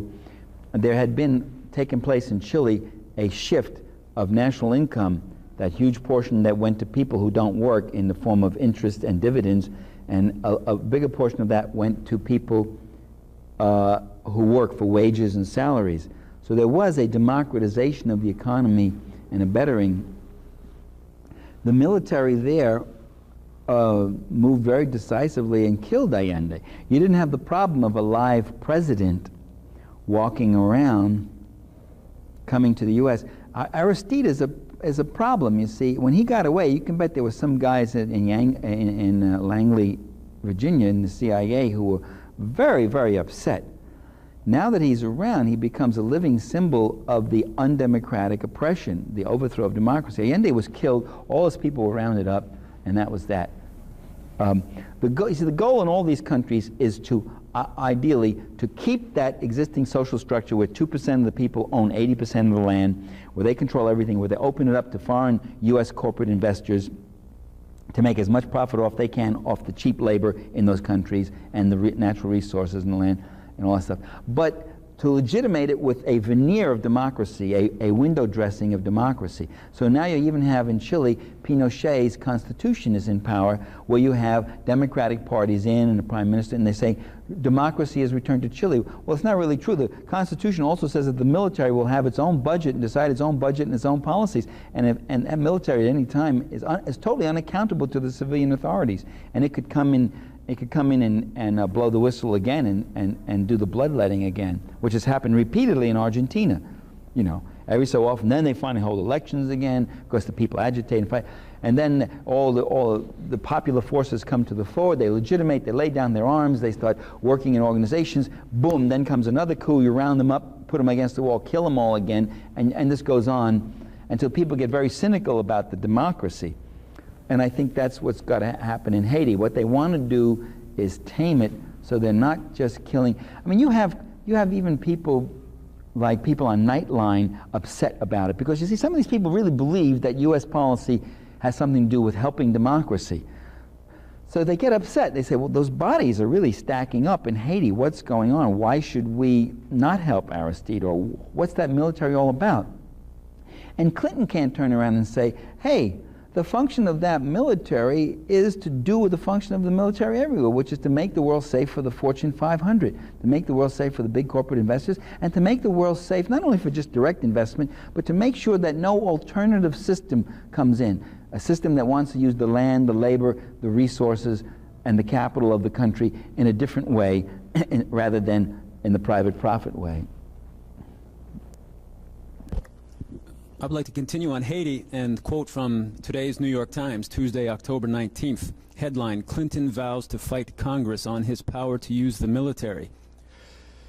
President Clinton, trying to protect his power to control the use of military force, vowed today to strongly oppose efforts by members of Congress to restrict his authority, to commit troops to restore democracy in Haiti, or to work with the United Nations and other global hotspots. I was going to say, is it Bill Clinton's choice to send U.S. troops? What about the American people? Well, let's get something clear. Clinton has not said he would use troops in Haiti to restore democracy, okay? The minute those Haitian gunmen came out and started terrorizing the U.S. members of that peacekeeping force. They tucked their tail, got in the back in the boat, and got back on the boat. And nobody was saying our credibility, our image, our willingness to show that we're strong, the way they're doing in Somalia. So they're not exactly knocking themselves out for Aristide. And he isn't sending any troops to Haiti. So this whole argument is an attempt by the Republican right to use Haiti as a way of keeping him out, keeping the U.S. out of Haiti to help Aristide. They don't want to help Aristide. The general principle is correct. I agree that Congress should have a greater control over the U.S. president, that the president should not be getting us into wars. The Constitution, Article 1 says that Congress shall have the power to declare war. And what we're getting is presidents unilaterally going in, fighting whole wars that have never even been declared, never been debated or discussed, where Congress can't even find out when the troops, how many troops are there, why they're sent, how long they're going to be there, and all that sort of thing.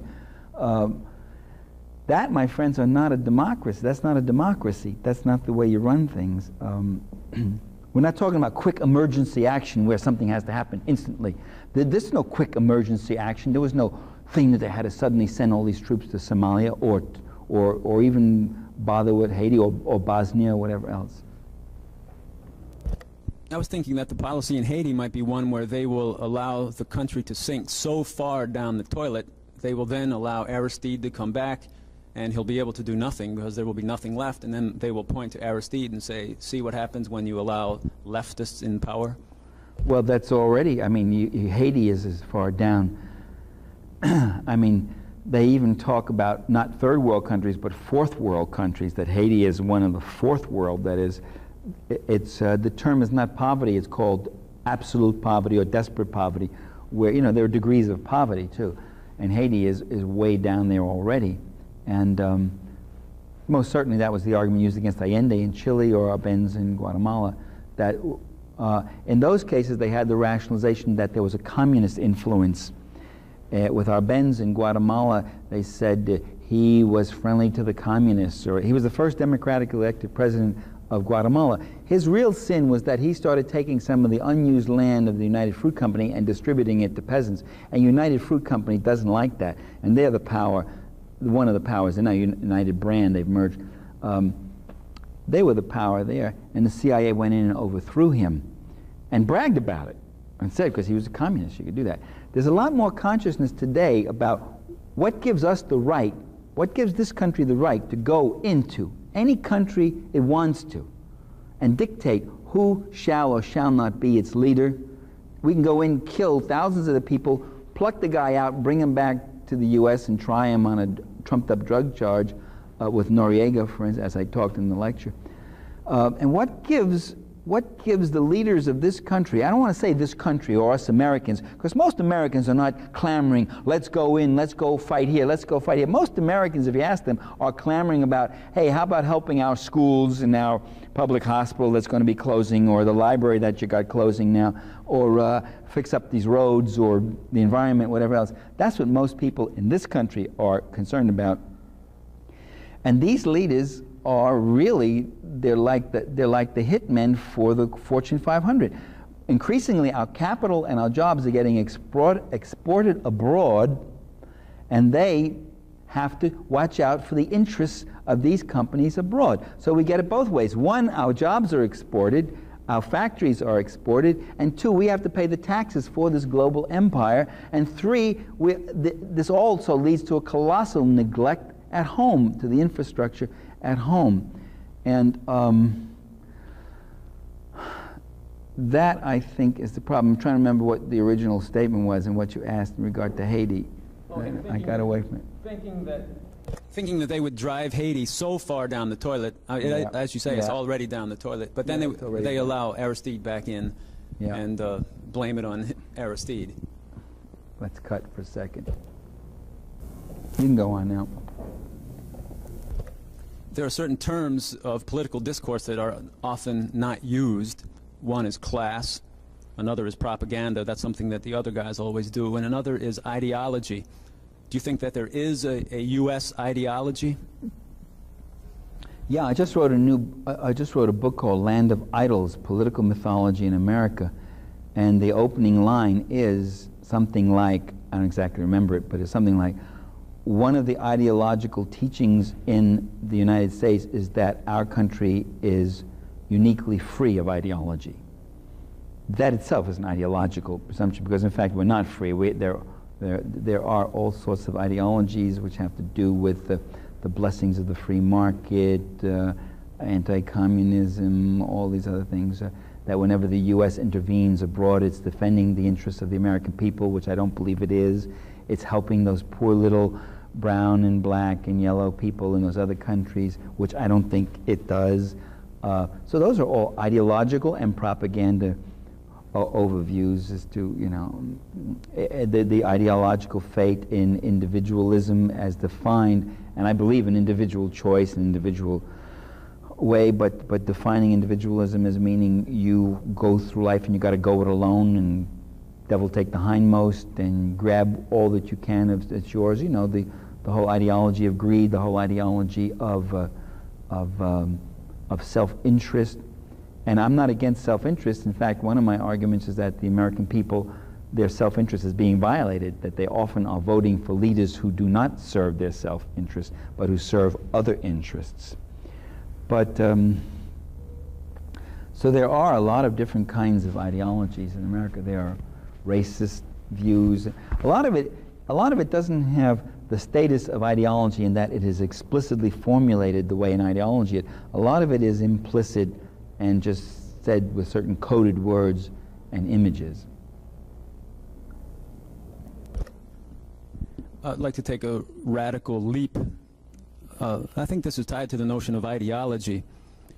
Sports in America. The World Series is taking place now. I just heard that 4 million people watched baseball games in Denver, Colorado this year. 60 million people watched the Super Bowl. What role do you think sports plays in U.S. ideology? Well, I mean, there's nothing wrong with sports. Sports are great. Sports are a wonderful human activity. They're one of the few activities people do where they're not doing each other in, well, I wouldn't say maybe football, occasionally somebody does get badly hurt, but, and sports have always been important in almost every society, from Native American Indians, ancient Greeks, Rome, whatever. But you can certainly do an analysis of the way sports are very much linked to patriotism. During the Gulf War, for instance, Bush was insistent, no, we won't suspend the Super Bowl, let's have it and all that, and he got down there, and during the part-time break you had all these American flags and the Army, Navy, and Air Force coming out, and the celebration and the linking of national sports with national military. The same terminology is used. The military adopts all the sporting terminologies for it. During the Cold War, it was terrible the way that propaganda went on. When Nazi Germany did this in the Berlin Olympics in the 30s, we all said, "Ooh, that Hitler, what is he using the sports for political purposes?" But geez, all the Olympics, that's the way it was done. We beat the Russians and all. And when that Soviet basketball team beat the American team back in, when it was that, 1988, 89, my God, I remember watching NBC acting like it was the end of civilization as we knew it. Talked about a Soviet juggernaut that relentlessly came forward, grinding away at our brave American players, a team that was hobbled by injury as if the other team had no injuries. It made it sound like they were fighting the Red Army instead of a basketball team, you know. So in that sense, there is a kind of a propagandistic thing that can often come in. Another thing about sports is it's amazing in the media how much time is given to it. I mean, they're reporting the 11 o'clock news. I mean, sports gets a time segment that's about as big as the news itself. And also, the definition of sports, the distorting effects that this has on sports itself, where sports becomes defined as a mass spectator sport, that you get masses of people collected to watch these key performers, when in fact sports should be something that people themselves are doing. So what we should have is more intramural sports and those kind of things, and less big-time star sports. And the effect of the media is to do that very same thing, is to turn it into a big business where the players are treated like hunks of meat on the hook. That's it. Professor, can you give our audience an example of the types of impediments to democratic social change that exist? Sports would be one of them. When people worry about sports scores, they're not worrying about other more important social issues. Can you think of anything else like that? Yeah, well, let me say one more thing about sports, that what sports do is hijack our loyalties to a high-paying, high-powered team that's put together by a multimillionaire,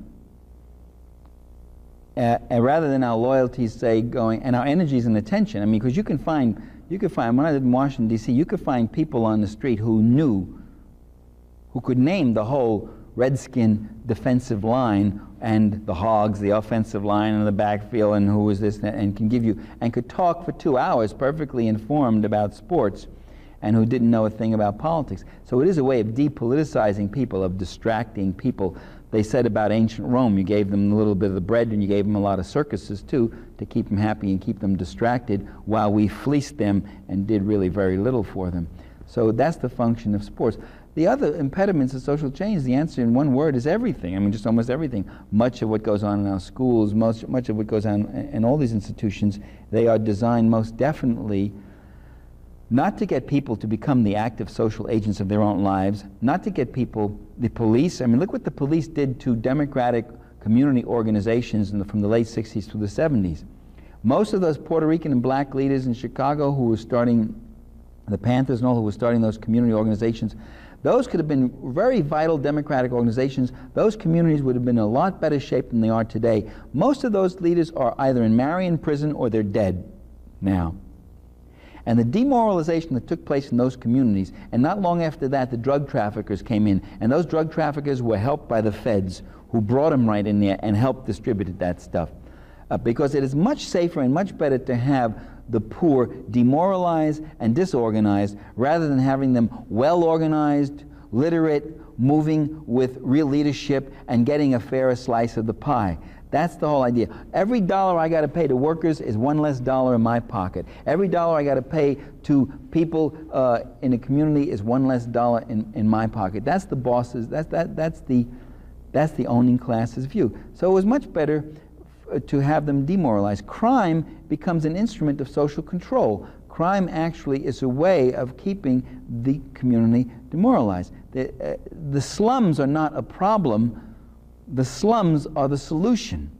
That's where you pack in the so-called underclass, the losers, and you keep them down there. That's where you keep your cheap labor reserve and the surplus people. What it tells us is that there's an inherent contradiction and tension between capitalism and democracy. That the more democracy works, the angrier capitalism will get. There's nothing we ever got. It's not capitalism that gave us this good life. In 1898, when you had the freest, most untrammeled capitalism, it was not a good life. People were dying of typhoid in Philadelphia. Children were working in factories 13 hours a day, little 10-year-olds. That was not a good life. To the extent that life has improved, it wasn't because anything, but despite what the big plutocrats and big money guys were doing. It had to fight for an 8-hour day, had to fight for the right to collective bargaining, had to fight for Social Security and pensions, had to fight for clean drinking water, for free public education. All those things had to be fought for, and that kind of fight is still going on today, and that's the fight of democracy. Democracy is a wonderful invention of the people of history. It goes back to ancient Greece, an invention by the people of history to protect themselves against the power of wealth. And that's the fight that's still going on to this very day, and let's keep fighting. Without further ado, let me introduce Michael Parenti.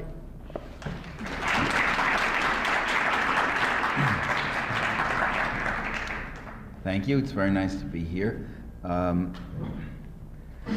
What I was going to do is address myself to two basic myths. One, the myth that we have a free and independent press and media, and two, the myth that it's a liberal press.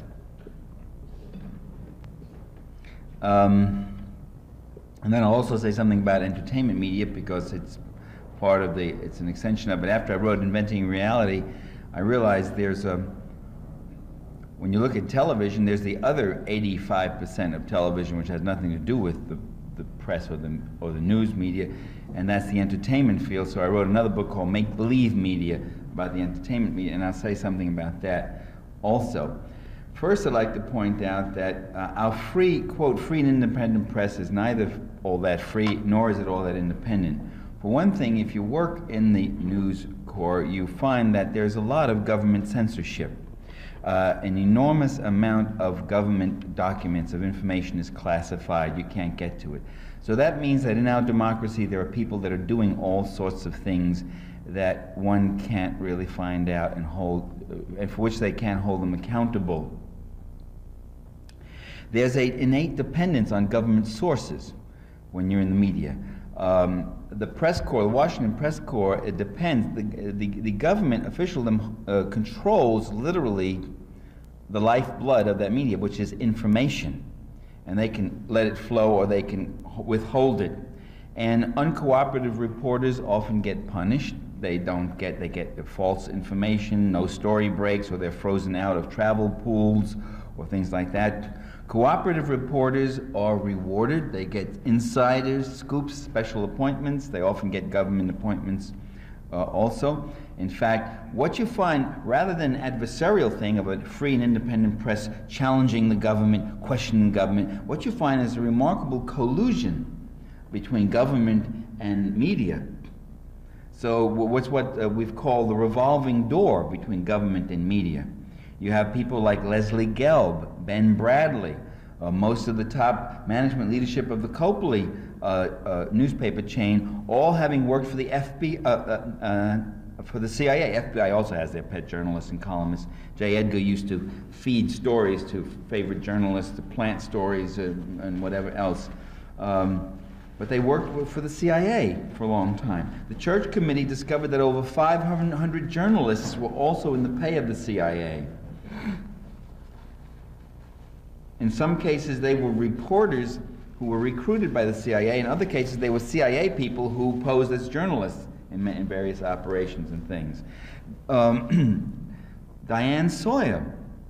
Diane Sawyer is a very good case. She worked in the Nixon administration. When Nixon got kicked out of office in disgrace, resigned, she went off with him to San Clemente and stayed there for 2 years with Pat and Dick to help him write his autobiography. And then she came back out of government and then is in the media now and works for ABC and is a big, what do you call it, anchor woman, whatever you want to call a host of a show. Pat Buchanan. Pat Buchanan has been, his entire work life has been either working in the Nixon administration, Reagan administration, either working in government or working in news media as a journalist and columnist, government, media, journalist and columnist. In other words, in his whole life he hasn't had an honest job. I mean, that's really terrible, you know. So, the latest example is Pete Williams. I don't know if any of you saw Panama Deception, the documentary film that won the Academy Award, which, you know, I signed a petition because the film was suppressed in Panama. They wouldn't show it. But we shouldn't overlook the fact that the film has been suppressed in the United States. It wasn't exactly government that suppressed it, but you can't get it on the networks. It's shown in 1 or 2 PBS, local PBS stations. I have a vested interest because I'm in the film. And who knew I was going to be in an Academy Award film? So you're looking at a star here. Also in the film is one Pete Williams, who was the Pentagon spokesperson. It would come on, we'd have cuts of him, he'd come on and he'd say, I have heard of no such thing of Panamanian civilians getting killed like that. And then we'd cut to a shot of all these bodies lying there and then things blowing up and this and that. And back to Pete Williams, I have heard, no, that hasn't happened all that. So here was this Pentagon flack, you know, worked for the government, and now he is NBC national reporter. So how free and independent are these guys with this revolving door? And then sometimes, in the case of Leslie Gelb, he went from the government to the New York Times, back into the government, and back to the Times. I mean, now if this happens in a totalitarian country, you say, look at that. If you said, you know, in Soviet Russia, You had people working for Pravda who then were in the KGB and then worked for Pravda again, or then went into some other ministry. You say, wow, you can see they don't have a free and independent press. They're all just kind of in bed together there. Well, we got the same kind of thing here, I'm sorry to say. But most of the censorship isn't even government censorship. Most of the censorship that goes on in the media is actually done by the media themselves, by the publishers, the editors, and the like. That's another control. In fact, the media often is quite happy and accepts government censorship. During the Gulf War, when the Army and when the U.S. military put the clamps down on all press, nobody could go out and look for themselves and whatever else, Tom Brokaw said, well, they were burned, the military was burned in Vietnam, and now they're being cautious, and you can't blame them. I thought that was kind of a remarkable statement to make for a pressman to say, I don't mind the government censorship. I'll take whatever handouts they give me, whatever they say about the war and how it's going, what it's about and all that, that's what I will simply write. And so you have what some people have called the stenographers for power, that the media becomes the guys who write whatever the State Department says ABC, it's ABC. The next day the line changes to XYZ, then it's XYZ.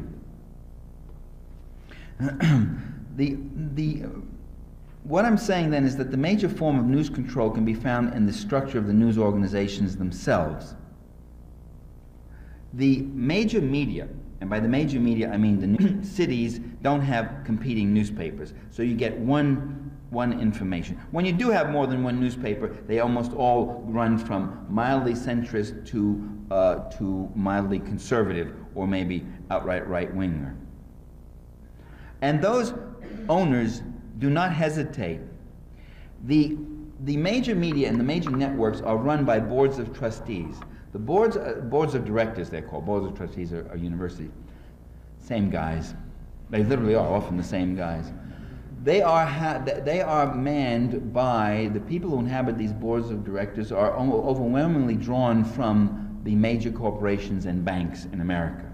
If you look at CBS's board of directors, you have representatives from Ford Motor Company, from Chase Manhattan Bank, from ITT, and various other. So the influence of these major corporations in the economy, the multi-billion-dollar businesses, extends also to the influence they exercise directly in the media.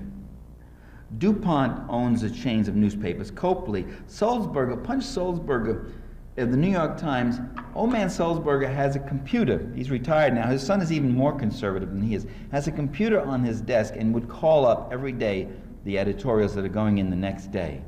This idea that you talk to editors, they won't give you this. Are you telling me I have you know that I'm completely independent? Well, you work for Sulzberger, you'll find out something different. He can call up the editorials every morning, every afternoon for the next morning, and he will change. If anything he doesn't like, boom, he beeps in. And he'll even look at the front page, and if he doesn't like a story, he'll say, kill it, or put it back, cut it, this, that, the other thing, spike it. And that goes on all the time. Top-down control of information and news.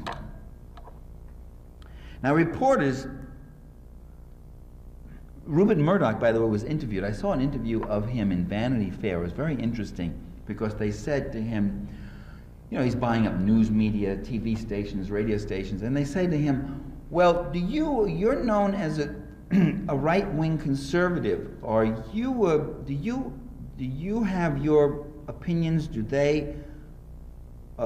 you allow your opinions then do you exercise an opinion influence over the New York Times, the Washington Post, and by the way, they have national syndicates. I did an op editorial for the New York Times once, and a friend in Denver, Colorado, I've had two op editorials in the New York Times. The first one I had to fight for about a month against the superior editor who tried to censor the other editor to finally get the thing in. I had to rewrite it 3 times.